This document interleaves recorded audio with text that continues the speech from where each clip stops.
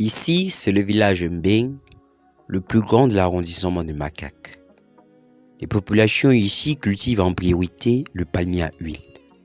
Mais comment cela se passe-t-il sur le terrain et quelles sont les difficultés rencontrées? S'il est vrai que tout commence par une pépinière qui doit être bien entretenue, plusieurs autres questions demeurent.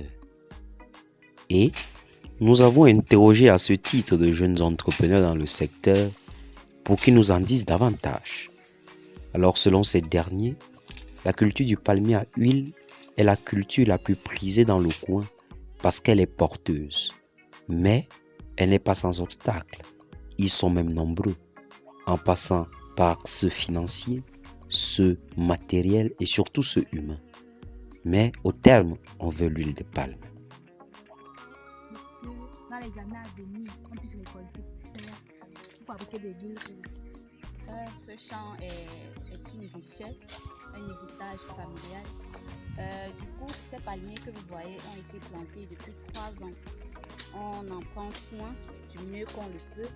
Nous espérons véritablement sensibiliser toutes les parties prenantes, notamment les pouvoirs publics, le gouvernement, qui, nous espérons, va dans la continuité du projet, dans la continuité de notre exploitation, nous aider à mettre tous ces 5 hectares en valeur afin qu'à terme, nous puissions à notre niveau être productifs afin de préparer la consommation locale et bien entendu créer les emplois.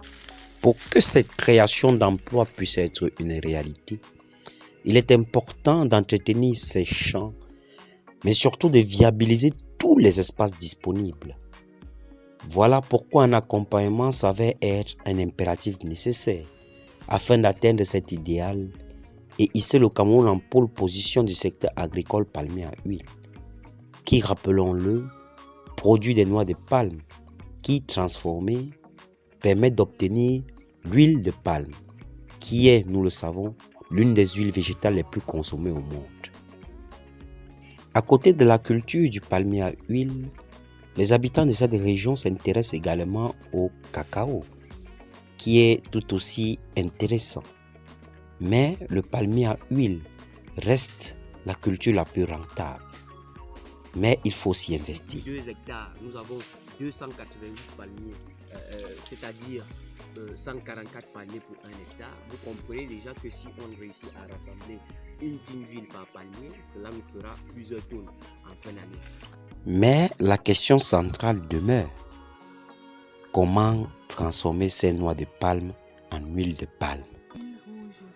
Ça, mon papa a une machine qu'on appelle le pressoir. Il met les noix cuites à l'intérieur. Elle les écrase, puis les transforme en huile. Mais il est clair que le travail sur le terrain n'est jamais chose facile. Bien grandir et produire assez de noix de palme pour que nous puissions en faire de l'huile de palme. Donc, nous sommes là, comme vous le voyez, en train de tricher. C'est pas évident, mais nous sommes obligés de le faire pour que nous puissions récolter. La récolte, puisque c'est de ça qu'il s'agit, nous dit cette maman, nécessite un effort ardu. Ils doivent se mettre au travail. Le travail est la flèche de lance du pays. L'effort de la jeunesse, qui peut bien évidemment conduire au développement local et par là même à l'intérêt général, nécessite préalablement la mise en terre dans les champs, un transport. Le transport des plantules qui doit donc s'effectuer des pépinières vers les plantations. Cela nécessite de mobiliser un véhicule et une telle chose n'est pas toujours à la portée de ces jeunes entrepreneurs. Mais qu'à cela ne tienne, ne se décourage pas. L'objectif est clair. Il faut acheminer ces jeunes plants vers les champs. Alors une fois que cela est fait, il faut procéder au piquetage. Un autre moyen qui demande de développer une certaine expertise technique et professionnelle. Car rien ne se fait au hasard. Il faut respecter une distanciation afin d'assurer une bonne croissance des plantes. 9 mètres d'écart entre 2 arbres et 7,80 mètres d'écart entre 2 lits. Mais véritablement, quelle est la bonne formule à adapter pour réussir cet exercice? Un doyen de la chose nous en dit davantage. L'autre est derrière, l'autre est avancé. L'autre-ci est derrière, l'autre-ci est avancé. Donc si c'était parallèle, l'autre-ci devrait être à ce niveau en haut là. Et l'autre-ci, tu vois que l'autre a commencé tout très loin là. Et l'autre commence ici, à côté. Ce n'est pas parallèle, c'est un quinconce. Mais quinconce parallèle. Parce que pour moi, c'est déjà une bonne chose. Quand j'arrive comme ça, je vois, bon, si c'était moi, je pouvais travailler n'importe comment. Et que le cours de quelque chose de grand que nous sommes en train de construire aujourd'hui, vous voyez, entre mes mains, nous avons les fils qui nous permettent, n'est-ce pas, de mettre les palmiers sur terre de façon ordonnée, et rien n'est fait au hasard. Une fois que cet exercice achevé, il faut protéger les plantes, notamment contre les rongeurs et toute attaque. Sinon, c'est adieu la plantation.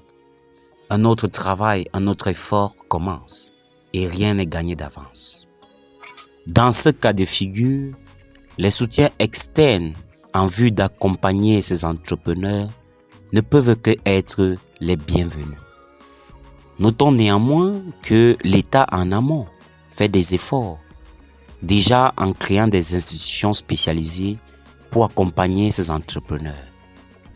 Nous avons été aidés par l'État.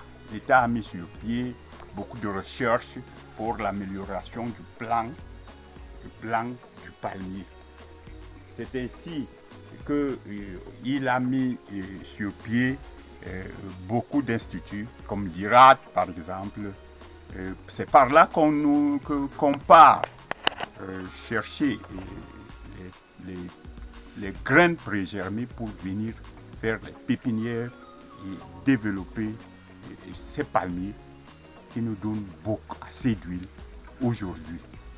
C'est donc au final dans une logique de continuité qu'un vif appel est lancé aux différents partenaires éventuels afin d'appuyer ce projet et sortir plusieurs familles de la précarité. Mais pour que cela soit réalisable, les objectifs fixés doivent être atteints. Cette forêt que vous voyez autour de moi est une forêt de plus de 5 hectares et actuellement nous avons déjà réussi à mettre en valeur uniquement 1,5 hectare. Vous voyez que les objectifs sont encore loin d'être atteints. Dans tous les cas de figure, il est désormais clair que les objectifs doivent être atteints et le travail doit nécessairement continuer. Dieu m'a donné cette chance d'avoir une grande famille, cette progéniture qui doit continuer le travail que je suis en train de faire.